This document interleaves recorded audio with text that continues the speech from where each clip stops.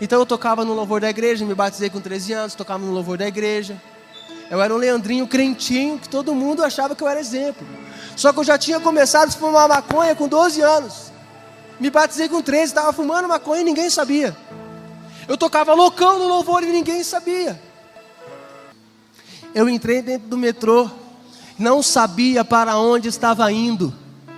Mas o inimigo, como ele conduzia a minha vida, sem eu saber, ele me levou para a Estação da Luz. Eu desci na Estação da Luz, já era tarde da noite, estava escurecendo, eu estava com fome.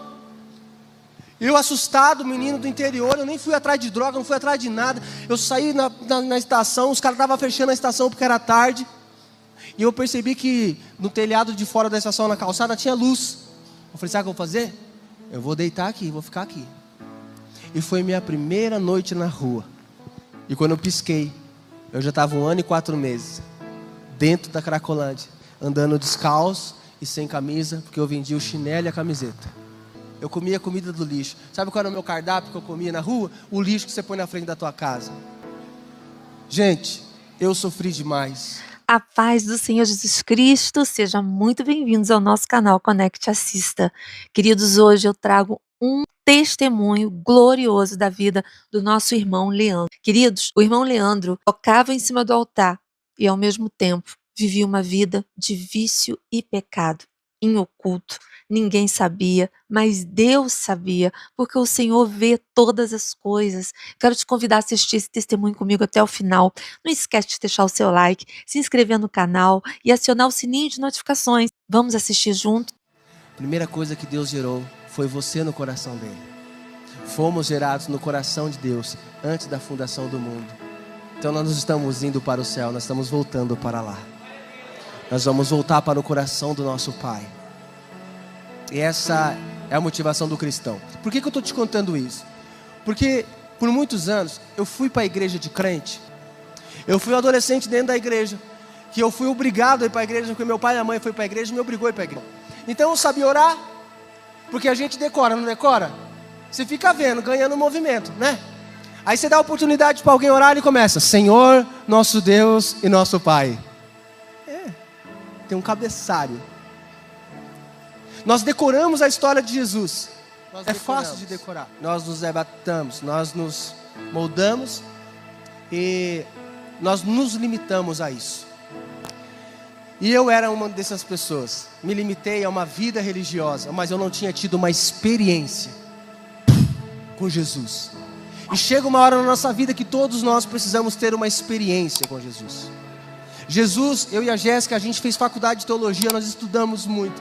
Mas nós aprendemos que Deus não se estuda, Deus se experimenta. Deus se toca, você é tocado, é relação, é intimidade, sabe? E dentro da igreja, eu era um cara vazio, porque eu não tinha intimidade, eu não tinha relação. Eu só sabia de cor. Então eu tocava no louvor da igreja, me batizei com 13 anos, tocava no louvor da igreja. Eu era um Leandrinho crentinho, que todo mundo achava que eu era exemplo. Só que eu já tinha começado a fumar maconha com 12 anos. Me batizei com 13, estava fumando maconha e ninguém sabia. Eu tocava loucão no louvor e ninguém sabia. Eu não tinha nem temor, porque eu não conhecia Jesus, eu só conhecia uma vida religiosa. Eu entrei nas drogas com 12 anos. E começou aquela fase de dependência que muitos de vocês conhecem. Aquela fase de entrar em casa, roubar televisão, DVD, geladeira, na minha época DVD, né? Quem é da época do DVD aí? Tem mais de 30. Aguentou a idade, né? DVD, ferro de passar, batedeira, liquidificador, do que eu via pela frente eu roubava, cara. E nessa época meu pai, ele trabalhava muito para colocar comida dentro de casa. Meu pai era servente de pedreiro, minha mãe era manicure, eles ralavam, cara. Eu sou filho único. E ao invés de eu ajudar os meus pais a colocar comida dentro de casa, eu ficava loucão, eu usava droga e roubava tudo. Depois que passava o efeito da droga, eu batia a consciência e falava: nossa, o que eu fiz? O que eu fiz com meus pais? E aquilo me moía. Eu me arrependia. Mas era só dar outro trago que eu estava disposto a fazer tudo novamente. Começou aquela fase de internação, clínica de recuperação. Vai e volta, vai e volta, vai e volta. 21 internação. nenhuma internação deu resultado. Porque eu entrava na clínica de recuperação, automaticamente estava cuidando do meu corpo e da minha mente. Eu estava sem droga. A clínica que não tinha droga, né? Tinha clínica que até droga tinha. Então eu entrava dentro da clínica, automaticamente eu saía do meio da amizade, eu saía do meio do fluxo. Então eu entrava na clínica, automaticamente, cuidando do corpo, cuidando da mente. Mas eu não cuidava do meu espírito. E com a minha experiência, eu aprendi que a droga, o álcool e os demais vícios, eles são a maior porcentagem espiritual. O inimigo vem e ele planta uma mentira dentro da sua cabeça. Ele planta uma falta de paternidade. Talvez você não teve a presença de um pai dentro de casa.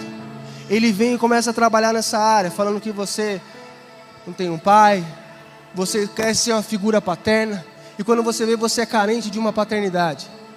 Ele usa disso para que você fique sensível, fique vazio, e ele planta uma mentira dentro de você. E quando você usa a droga, por alguns segundos, aquele vazio que você sente é preenchido pelo efeito da droga. E quando o efeito passa, o vazio fica maior. E aí você preenche, daqui a pouco o vazio fica maior. E o vazio cada vez mais vai aumentando. Eu falei que nós somos gerados no coração de Deus. E todos nós, antes de conhecermos a Cristo, nós temos esse vazio. O vazio de algo que nós não conhecemos, mas que nós sentimos vontade de ter. Já prestou atenção? Que a gente é insaciável. A gente sempre quer ter mais, porque a tem um vazio que é do tamanho de Jesus. Esse vazio, sua carne, a sua alma não experimentou, mas o seu espírito foi gerado no coração do Pai. Então o seu espírito, ele sente saudade daquilo que ele já conheceu, que é maravilhoso e perfeito, que é o coração do Pai. E o inimigo vem e planta na nossa cabeça mentiras diabólicas, para que a gente se distraia. O inimigo, irmão, não quer mais derrubar ninguém, preste atenção. Ele não está preocupado em me derrubar e te derrubar. Ele só quer nos distrair. Ele só quer distrair você. E ele vem plantando essas mentiras. E eu cresci dentro da igreja, dando trabalho, usando droga, 21 internação. Chega uma hora que eu desisto de mim. Eu via meu pai e minha mãe orando 3 horas da manhã todos os dias pela minha vida. Pensa num homem e numa mulher de Deus. Eles oravam para mim todos os dias 3 horas da manhã. E eu passava ali, eu olhava e falava assim: vocês estão orando aí, se Deus não faz nada, se Deus não existe, meu. Eu parei de acreditar em Deus, virei ateu. Comecei a ler livros ateístas, livros anarquistas. Comecei a ler sobre o poder da mente, física quântica. Eu fumava lia física quântica, uma barato. A mentira do diabo plantando na minha mente. Eu virei um incrédulo. Eu não acreditava em Deus. Eu era um ateu. Porque eu via meu pai orando e eu falava assim: se esse Deus existisse, eles já tinham respondido as orações desses dois aí. Porque eles eram um exemplo. Pensa num homem exemplo, uma mulher exemplo. De um homem, de uma mulher de Deus. Na minha vida, a referência é meu pai e minha mãe. E a Jéssica. Pensa numa mulher de Deus. Mulher de oração. Então eu falava: se Deus não ouviu eles, se Deus não existe. E na minha 21ª internação, eu cheguei em casa depois de uma internação. A gente estava almoçando. E eu falei para os meus pais que eu ia embora. E eu saí de casa com 16 anos de idade para viver da música. Meu pai era músico. Meu avô foi um dos maiores compositores da música sertaneja secular. Meu avô também morreu fazendo poemas para Jesus. Também foi alcançado pela graça. Eu fui o último da família. Eu fui ovelha negra, aquele que dá trabalho. Mas glória a Deus, eu estou aqui em cima do altar. Porque Deus é fiel para cumprir as suas promessas. Então eu cresci no meio de música. Então eu saí de casa com 16 anos para tocar. Fui me aventurar. E eu ficava nessa. Eu ia embora para tocar. Morei no litoral norte de São Paulo. E quando eu ficava muito doido, recaía feio, eu ligava para o meu pai: pai, eu recaí. Eu estou precisando de ajuda. Meu pai andava 400 quilômetros para me buscar. Me colocava dentro do carro e me levava para a clínica. Foram diversas vezes. Meus pais nunca desistiram de mim. E naquele dia, eu cheguei depois de uma internação, de uma clínica. Imagina a expectativa do meu pai e da minha mãe. Agora vai dar certo. Imagina todas as vezes que eu fui internado, eles olhavam e falavam: agora vai dar certo. O Leandro está internado. Eles deviam contar para os irmãos da igreja: o Leandro está internado, agora vai dar certo em nome de Jesus. Nós cremos no nosso Deus. E quando eu saía, eu jogava um balde de água fria na cara dos meus pais. Eu acredito que nessa ocasião meu pai estava botando uma expectativa que eu ia ficar bem. E quando nós sentamos para almoçar, eu falei para meu pai, pai, eu vou embora de casa. Meu pai falou, como assim você vai embora, filho? Você acabou de sair da clínica, vai voltar para a mesma vida. Eu falei, pai, eu estou com muita vontade de usar droga. E eu cansei de roubar as suas coisas. Eu cansei de dar trabalho para vocês. Eu prefiro ir embora de casa de novo. Sabe, meu pai me contou que quando eu falei que ia embora, eu tive 18 resgates. Quem conhece os resgates de clínica de recuperação aí? Para quem não conhece, o que é o resgate? O cara não quer ir, é a internação involuntária. A clínica ali fala, vem buscar. Ele não quer ir, pode vir buscar. Do nada, você sente um gogó no pescoço, quando você vê, você está na clínica. Levado, resgate. Eu tive 18 resgates, porque eu não queria ir, eu era agressivo. Eu era muito doido. Irmão, eu sou doido sem usar droga, imagina drogado. É doido.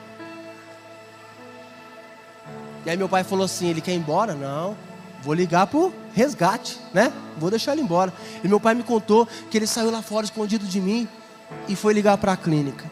Quando ele pegou o celular para ligar para a clínica, Deus ministrou no coração dele. Não coloca a tua mão, porque eu estou no controle de tudo. O meu pai começou a chorar. Ele entrou dentro de casa. Ele falou assim, Lê, você quer ir embora? Quero, então pega seu violão. Que o meu pai não deixava eu ir embora sem violão, porque ele sabia que com o violão eu me virava. Eu estava sem comer, eu entrava no restaurante, falava assim, posso cantar umas músicas aqui para você aqui, você me dá uma marmita? Era assim que eu me virava, com a música, sempre. Aí meu pai falou, então pega seu violão que eu vou te levar até a rodoviária. Meu pai me levou até a rodoviária. Eu moro numa cidade de 13 mil habitantes, cidade grande demais. É uma rua que vai, uma rua que volta, acabou a cidade, irmão. Você nem vê que passou por ela, tão grande que ela é. E meu pai me levou até a rodoviária. Meu pai não me deu dinheiro para ir embora, mas ele pagou minha passagem. E quando eu entrei dentro do ônibus, eu ficava olhando meu pai chorando na rodoviária. E eu chorava dentro do ônibus, porque eu nunca deixei de amar meus pais. Meu pai me levava para a igreja, de vez em quando, mesmo doido, mesmo ateu, eu ia para agradar o meu pai. E quando eu estava no culto, daqui a pouco, eu olhava para o lado e já vinha a irmã do coque. Ela falava assim, olha, Deus manda te dizer que um dia você vai cantar e pregar nos 4 cantos do mundo. Eu nas minhas doideiras, pastor, eu falava assim, eu que fumo maconha, elas que viajam. Eu pregar, cantar para Jesus, eu nem acredito nele, eu sou ateu. E elas encerravam assim, e ou você vem pelo amor, ou você vem pela...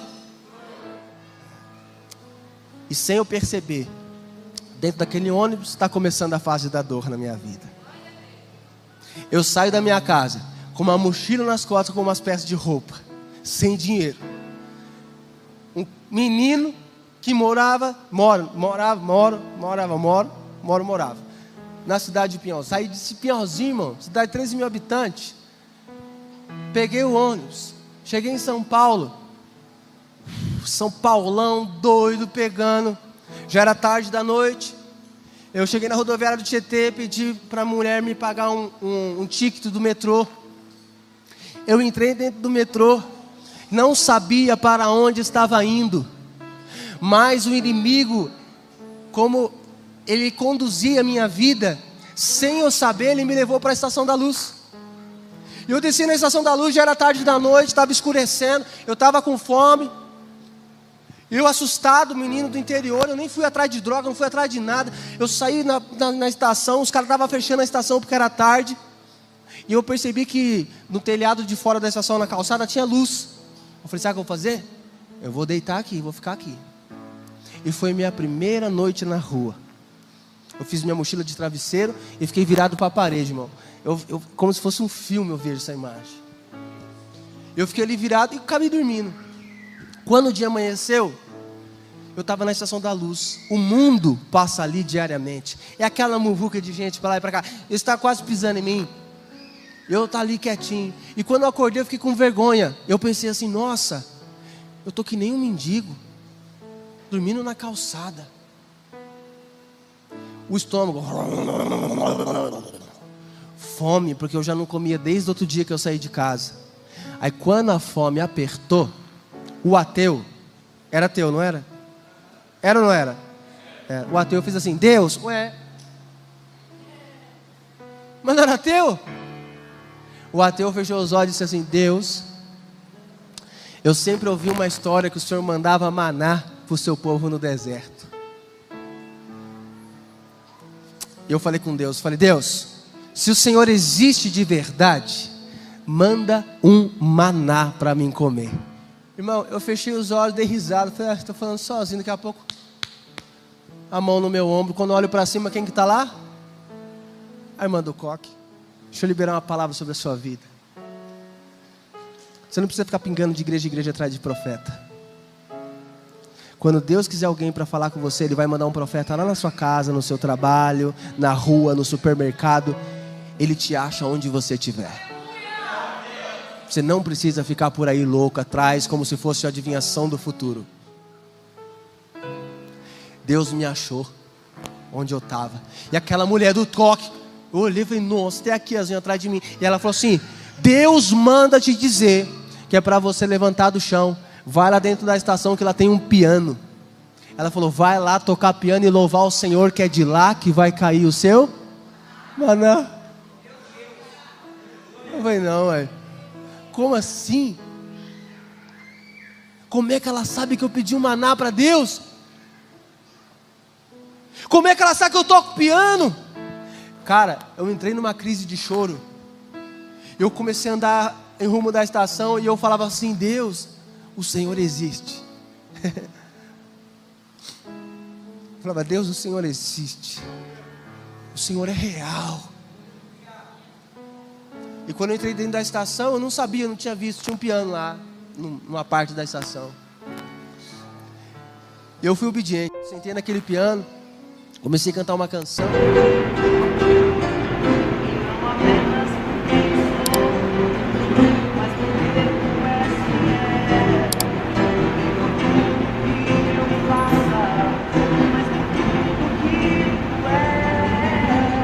Irmão, primeiro dia de rua. Primeiro dia de rua, o primeiro quebrantar do Senhor na minha vida. O ateu está declarando que Ele era Deus sobre toda a terra e sobre todo o céu. Eu enrosquei o disco nessa parte. Eu fiquei ali chorando. E fiquei declarando que Ele era Deus sobre toda a terra e sobre todo o céu. Eu estava com o olho fechado, muito emocionado, sentindo que Jesus estava ali. Foi ali que eu entendi que Jesus não era um arrepio, Ele não era uma emoção, Ele era uma pessoa. E mesmo você não sentindo nada, você precisa crer que Ele está aqui, porque Ele é uma pessoa, Ele não é uma emoção. Ele é um ser real passeando no nosso meio, cara.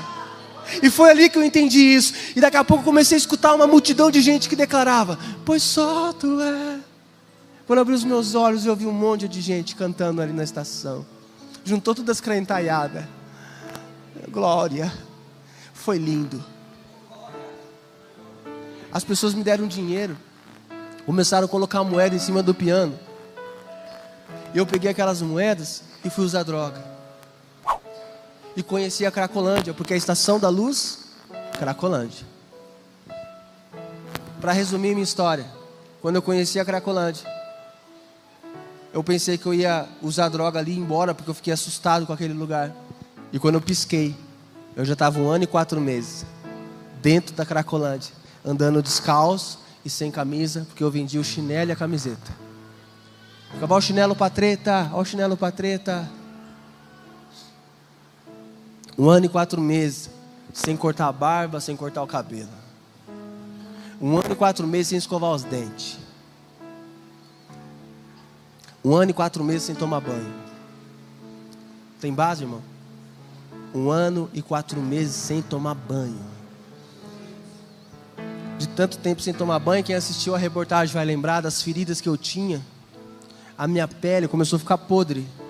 Ela começou a abrir feridas e os bichos estavam comendo a minha pele. Não eram machucados. É o mesmo bicho que come a gente dentro do caixão, cara. A pele fica podre e cria bicho, igual comida podre dá bicho. Eu estava cheio de bicho me comendo. E desse jeito eu comecei a ser humilhado pela sociedade. A sociedade me via como lixo. Mas o Salmo 113, ele nos revela o poder de um Deus que se inclina para ver o que acontece no céu e na terra. O Salmo 113, ele revela o poder de um Deus que dá filhos à mulher estéril. O Salmo 113, ele nos revela o poder de um Deus que levanta do pó o necessitado e faz ele se assentar entre os príncipes. O evangelho que eu vivo, o evangelho que eu creio, é esse evangelho que pega aquele morador de rua e faz ele se tornar o seu pastor. O evangelho que eu conheço é aquele que pega aquele bêbado jogado no chão, que você passa por cima e vai embora para sua casa como se fosse normal. Você tampa o nariz porque ele está fedido de urina, você passa por cima dele e vai embora. O evangelho que eu conheço faz ele se tornar um ministro de louvor, e daqui a pouco você está baixando as músicas dele no Spotify. O evangelho que eu conheço é que cata essas garotas que ficam na esquina vendendo o seu corpo e faz ela se tornar uma grande missionária. Esse é o evangelho disponível para você nessa manhã, cara. O evangelho que cura, o evangelho que restaura, o evangelho que liberta. Eu te faço uma pergunta como irmãos na fé. A palavra diz que no final dos tempos o amor de muitos esfriaria. Será que eu e você já não nos tornamos cristãos congelados? Deus te deu autoridade. Deus te deu autoridade. Quando vir um morador de rua perto de você, você vira para ele e fala assim: ei, eu não costumo dar dinheiro para ninguém não, rapaz, mas eu tenho uma palavra para você. Jesus vai mudar a tua vida. Em nome de Jesus eu profetizo vida sobre a sua vida. Se ele tiver com mal intenção, ele vai embora. Quem é usuário aqui, já viveu na vida errada, sabe do que eu estou falando. Ele não vai assaltar você. Há uma autoridade nessas pessoas que o cara não vai assaltar. Ele fala amém, amém. Ele vai procurar outro. Pior é você mentir e fica quieto. Deus te deu autoridade. Libera vida sobre essas vidas. Profetiza sobre essas vidas. Libera a cura. Libere palavra de vida. Amém? E ali na Cracolândia, eu era humilhado, mas eu reconheci os verdadeiros homens de Deus. O cara estava passando lá do outro lado. Geralmente não era engravatado e com Bíblia debaixo do braço, tá? Esses, na maioria das vezes, me humilhava. Você vai queimar no inferno, infeliz. Eu já sabia que eu ia queimar no inferno. O pecador já sabe que ele está errado. Qual vinho que nós estamos apresentando para ele? O vinho bom ou o vinho ruim? A gente tem que mostrar para ele que mesmo naquela situação existe um Deus que não desiste dele. Que mesmo naquela situação existe um Deus que ama ele. Porque Deus amou o mundo de tal maneira. Deus não amou os crentes. Deus não amou os evangélicos. Deus amou o mundo. Por que a gente fala para o pecador, Jesus te ama? Porque ama mesmo. Ama mesmo, irmão. Abra sua boca e profetiza a vida. Amém? E aqueles caras falavam lá do outro lado da rua: ei, mano, Jesus vai mudar a tua vida. Eu falava amém. Ali, eu falava ali, vai um grande homem de Deus. Desse jeito, ninguém me ajudava. Ninguém me pagava uma comida. Eu comia comida do lixo. Sabe qual era o meu cardápio que eu comia na rua? O lixo que você põe na frente da tua casa. Aquele lixo babado, azedo, com casca de batata, casca de cebola, pó de café. Você sabe como é que é? Eu ia lá na frente e começava a me alimentar. Frio, eu ficava descalço, sem camisa, tomava chuva. Eu tive 4 hipotermia, quase morri. Gente, eu sofri demais. Existem momentos na vida de pessoas teimosas como eu, que Deus pega o vaso e faz assim, ó, pá, e quebra. Já não dá mais para ficar colando o remendinho. Não dá para colocar vinho novo em odres velhos. Jesus tem que colocar vinho novo em odres novos. Não sei se está vivo ou estava morto, porque eu fiquei um ano e 4 meses sem dar notícia. Eles não sabiam se estava vivo ou estava morto. Mas meu pai, eu aprendi com a vida do meu pai. Meu pai não olhava para a circunstância que ele estava vivendo. Meu pai não olhava para a situação que ele estava enfrentando, para a adversidade. Meu pai olhava para a promessa. Havia uma promessa sobre a minha vida. Enquanto as pessoas iam lá e falavam assim, meu pai tem uma loja no centro lá. E as pessoas entravam lá e falavam assim, mas você é o pai do Leandro? Ele está na Cracolândia, né? Mas você não é crente. Cadê o seu Deus que não muda nem a vida do seu filho? O meu pai me ensinou que tem pessoas que são usadas para desanimar a gente, vem pelo inimigo, enviados do inimigo para desanimar. Eles querem ver você de cabeça baixa sem resposta, preso na parede, encurralado. Mas meu pai tinha uma autoridade. Meu pai falava assim: ei, eu não sei o que está acontecendo, eu só sei de uma coisa: o meu Deus está no controle de tudo. E hoje essas pessoas voltam lá e falam: Tony, tem um sobrinho meu que está passando pelo que vocês passou. Tem como o Leandro lá fazer uma visita? Um dia, para encerrar, estou lá tocando piano na Estação da Luz para conseguir dinheiro para usar droga, porque droga custa dinheiro. Amém? Eu ia tocar piano e as pessoas me davam moeda. Tocando piano, eu comecei a ter momentos de intimidade. E eu saía do piano e continuava com essa intimidade. Eu não deixava Jesus lá na estação, eu levava ele comigo. E eu ficava conversando com Jesus, porque as pessoas não conversavam comigo, as pessoas me humilhavam. Eu não tinha ninguém para conversar. Eu tinha um monte de bicho e os próprios usuários da Cracolândia não queriam ficar perto de mim. Eu era tirado pelos usuários, porque eles tinham nojo de mim. Eu levava tapa na cara, não me envergonho. Eu levava tapa na cara de usuário, porque eles tinham nojo de mim. Eu levava cuspida na cara de outros usuários da Cracolândia, porque eles tinham nojo de mim. Eu estou te contando isso, porque eu não me envergonho da minha história, porque foi ela que fez eu chegar nesse altar. Eu estou te contando isso porque não importa o que você está vivendo, a humilhação que você tem passado, sempre há uma chance de recomeçar. Ninguém falava comigo. Eu comecei a falar com Jesus. Eu e ele. Saquinho de latinha nas costas. E eu ficava falando com ele, irmão. E você acha que eu falava: Senhor, meu Deus, meu Pai? Você acha? Eu tinha outros palavreados, o meu jeito era outro. E eu falava com ele daquele jeito.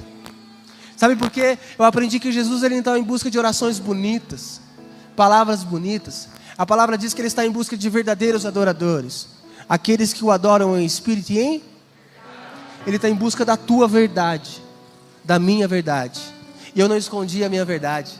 Eu falava: que desgraça de vida, Jesus. E conversava com ele como se não, ele estava ali andando comigo e eu conversava com ele. Eu comecei a criar um relacionamento. Eu aprendi a viver em espírito de oração, ligado 24 horas. Um Deus que te acompanha 24 horas por dia. E se você tiver essa consciência, você vai criar uma intimidade, um relacionamento de viver conectado em espírito de oração. Então você está dirigindo, você vai começar a falar com ele. Você entrou no supermercado, você vai falar com ele. Você vai entrar para fechar um negócio, você vai falar: Senhor, vamos comigo, me conduza. Então nas coisas simples que a gente tem que viver essa intimidade com Jesus.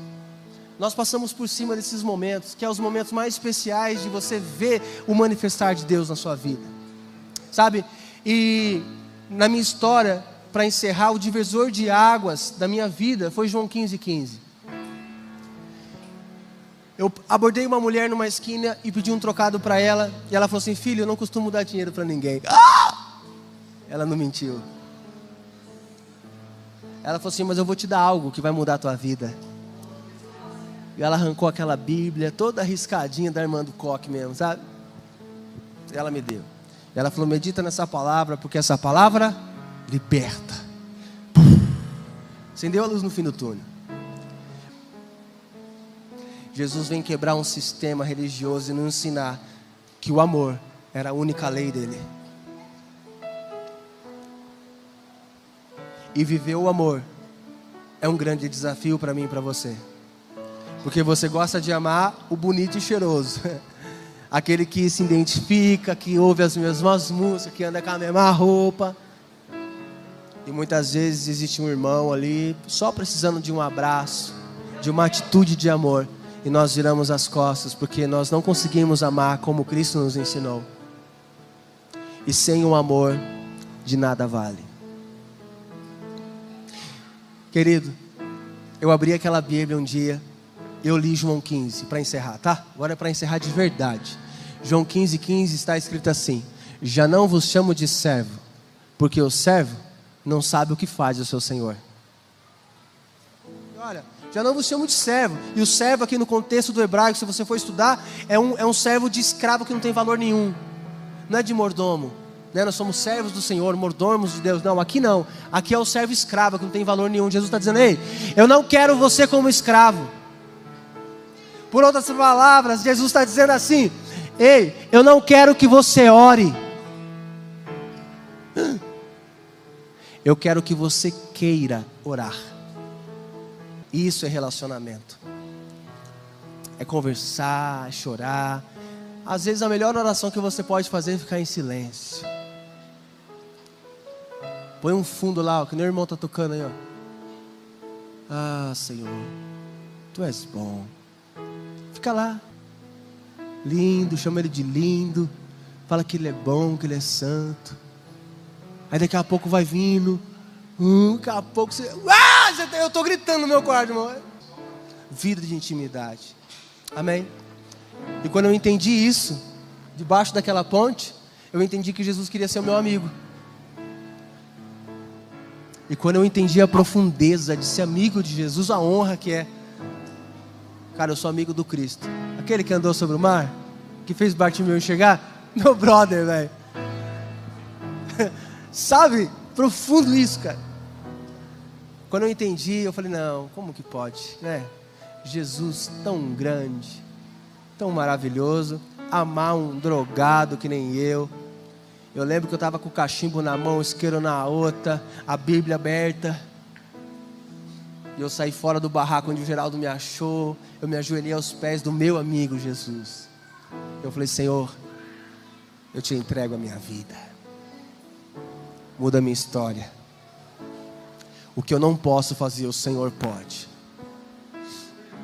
Eu estava sujo, eu estava imundo, mas eu não tive medo de tocar nele. Porque quando nós estamos sujos e nós tocamos nele, não é nós que sujamos ele, é ele quem nos limpa.